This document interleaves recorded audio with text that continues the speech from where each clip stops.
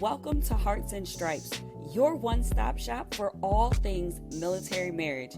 I hope our discussions and interviews equip you with the tools to start or grow a beautiful marriage as we address the benefits and challenges of MilMarraige. I believe life's most precious moments are worth celebrating, so I'll help you design your marriage blueprint in alignment with your core values. Thank you for joining us, and remember to rate, subscribe, and review. Let's do this. So today's podcast is all about why I did not want to get married. So I know what you're thinking. This is a podcast on marriage, so why are we talking about why you didn't want to get married? I'm hoping that sharing some of the stories, my background, and the things that I've been through, you can kind of get a look into who I am as your host and the perspective that I bring, the heart that I have for this particular subject matter. And I mean, it starts in a place where a lot of us kind of are, which is not necessarily in that Disney happily ever after type of place. It's not all hearts and rainbows, and I get that. We have to earn our stripes along the way, and that's kind of what this story is all about. So, growing up in Paterson, New Jersey, yes, I'm a Jersey girl. I lived with both my parents in a two-parent home. It's great. I didn't want for anything. My parents, they stood the test of time. They're still married now. But the things that I saw in their marriage, I did not like for myself. So they just had a difference of personality, and I guess I'm kind of the sum of both of them. So my dad tends to be a little more argumentative. He loves a healthy debate. He's very popular and outgoing. He lived a full life and has a lot of life experiences. And if you ever talk to him, he will be sure to give you a story about one of them. So his personality was a little more outgoing and a little different. He's definitely a rule follower.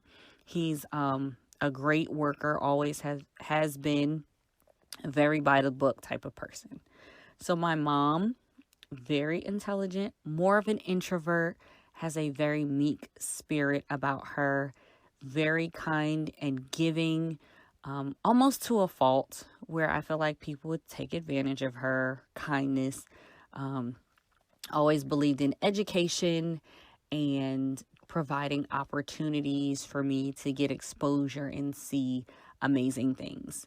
So in their dynamic, one, you have the worker, two, you have the intellectual. So those were some contrasts there. And then dad being the debater and my mom being more meek. You could imagine that often there were arguments. We're just going to call it what it is, arguments. And my dad had a philosophy that if you handled the small things and the details, that the big things would take care of themselves. Well, sometimes the little things that he would want to take care of is talking about burnt toast. Or maybe you said something and it wasn't what you meant, and now he is diving into the details of why you said it that way. It is just my dad. It's just how he's wired, and he didn't necessarily sugarcoat things. He was very direct. So what it felt like was one personality was overpowering the other, and I could not stand how they would argue and go back and forth. Some of it may be healthy conversation, but to me, overall, unnecessary. Just my child perspective, right? I didn't understand. I didn't know how marriages worked and how you had to compromise and work through these things. To me, the back and forth was just too much. So I kind of grew up and became very independent, kind of knowing that I didn't want this picture of marriage. I'd grown up and seen other marriages too. None of them were quite what I saw for myself, to be honest.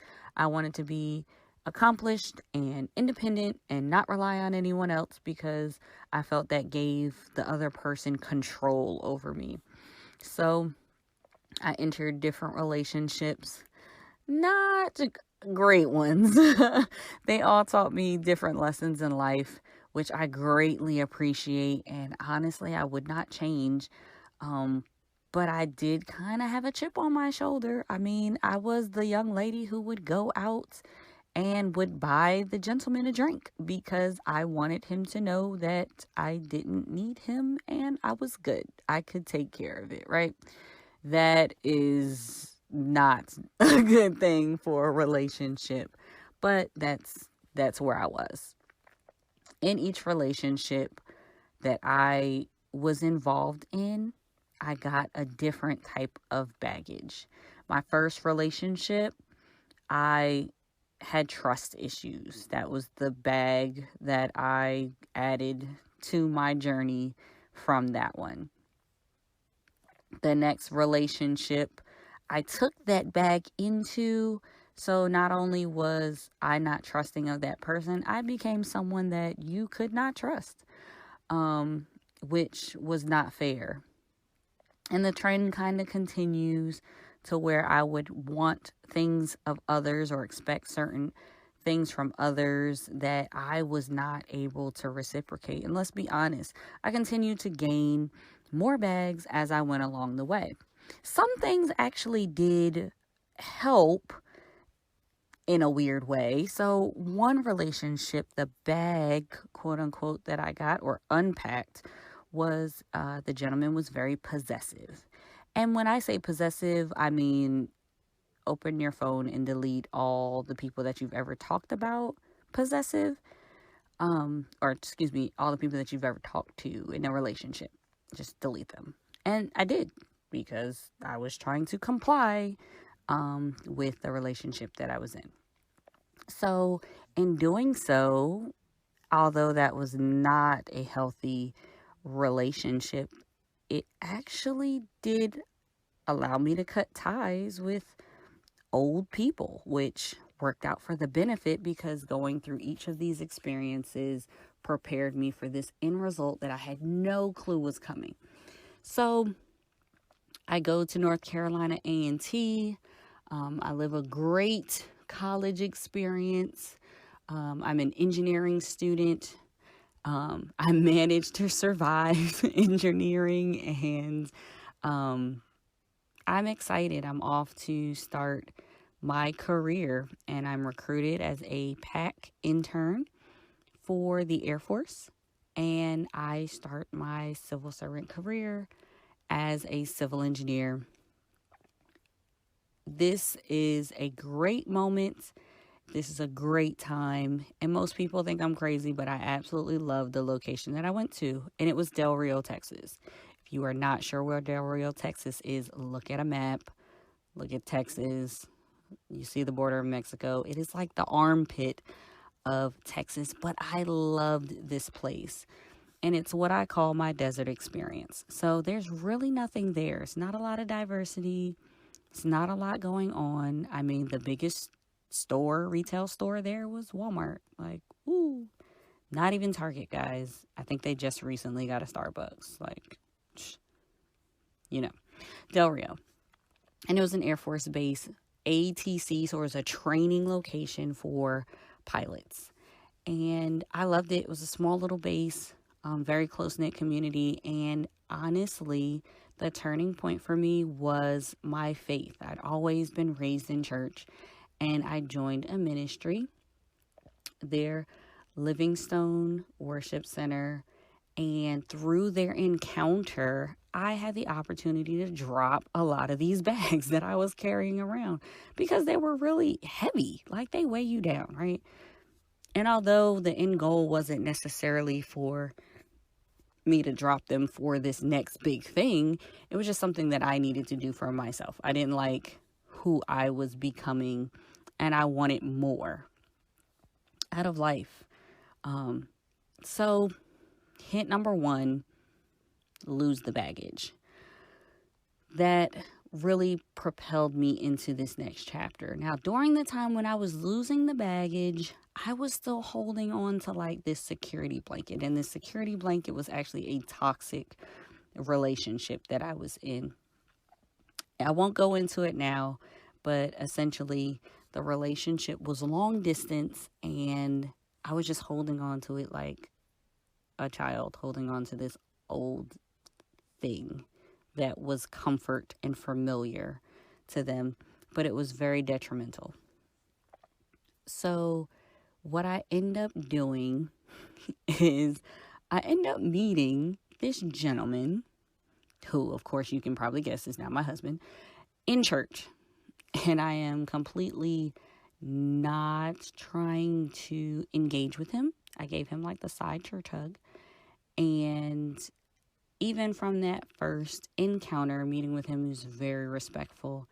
I knew something was not right.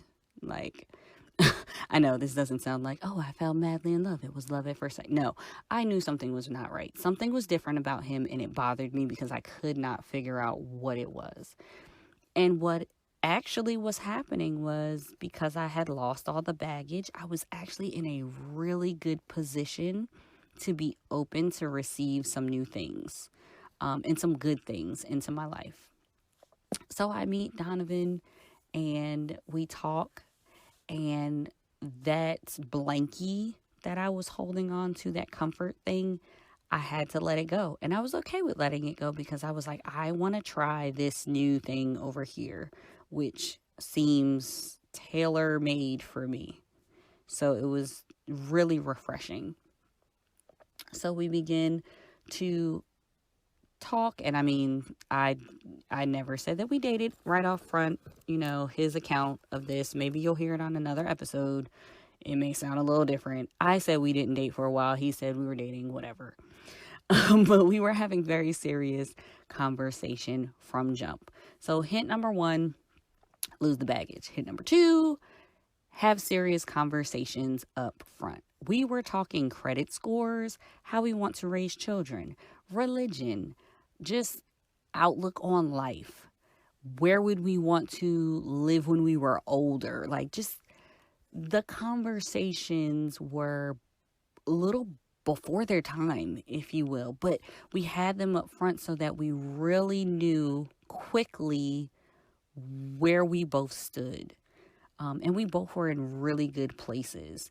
So I believed what he told me, and that's what you should do. If a person is telling you something or showing you something, emphasis on showing you something, believe them. And he was showing me that he was ready for this commitment, this level of commitment, which was new to me and I was actually interested in. He was not like my mom. He was not like my dad. He did have some similarities, maybe in personality in some facets, but he was not what I thought I would be in for a marriage. Like, hint number 3, realize that the pictures of other people's marriages is not going to be what yours will look like. And this is a great hint for like people who are looking to get married, maybe people who are married currently even, because I think often we compare other people's relationships and we have these built up expectations, and then we're let down when our relationship doesn't look like this thing over there. In my case, I didn't want to get married because I didn't want my marriage to look like that thing over there. And it never occurred to me that it didn't have to. It could look like however I positioned my marriage to look. So that was awesome. Baggage is gone. We had upfront communications, and I lost that image of what I thought marriage had to look like. I was willing to be submissive because he allowed me to do so in a way where I didn't feel like he was overbearing. I was willing to be honest and engaged in conversations because it just came easily. So those are some key points that I think are some flags that you should totally be looking out for in your marriage, or some things that you can even work on now. Is there something that you have to unpack? Like some bags that you've been dragging around that you maybe just need to unpack and leave by the side of the road so that you can move on to this next great thing. Do you need to be upfront about some things? I mean, we'll talk about communication in another episode, I am sure. But do you need to talk about some things and be upfront about some things? Credit score, finances, that's a big thing to talk about in relationships. Are there some conversations that you've left unsaid that you really need to have to move forward and improve your relationship? Are there some images, some preconceived notions, something that you have set up your expectation for your relationship and it's not meeting that you maybe need to let go of? You need to just appreciate and understand what you have as opposed to comparing what you're seeing or this picture that you have in your mind. So after I kind of went through all of these things, I was ready. Like, I told Donovan up front, I thought he was interesting and I didn't think it was a good thing. That's like a running joke because he was very offended by that. And I told him he was interesting because he wasn't my quote unquote type. He wasn't that old image that was flawed and like wrong that I thought I would be with, but he was so right. And it changed my perspective and changed the way I looked at marriage. And I was ready to go, ready to be Mrs. Carroll. And I encourage you guys to kind of look at these things, apply it to your own situation. Maybe none of this applies, maybe all of this applies, but it's okay because at least you now know kind of my perspective of how I went from not wanting to be married at all to loving the relationship that I'm in.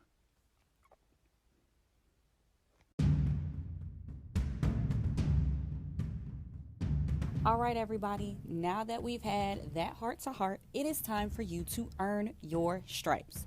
What I want you to do is to head on over to bcarolevents.com/hearts-stripes and check out the free download that comes with this episode. That's right, it's a freebie just for you to help work through the 3 things that we discussed right here in this episode. Have you heard about Anchor? Well, actually you have. That is how I am recording my very own podcast. Let me explain. It's free. All the creative tools that you'll need to record your own podcast are right at your fingertips. You can use it right from your phone or your computer. It even distributes your podcast for you on platforms like Spotify and Apple Podcasts. You can even make money from your podcast. That's right, with no minimum listenership. It's everything you need to get your voice out there into the world. So if you have something that you want to say, simple, it's easy. Download the free Anchor app or go to anchor.fm to get started. That's it.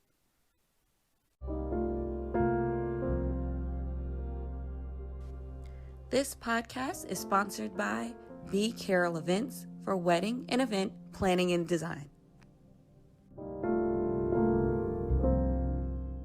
Thank you for tuning in. Remember to rate, subscribe, and review. This is Hearts and Stripes. We are the few and the proud that aim high and are forged by love. Born ready. We are MilMarraige strong.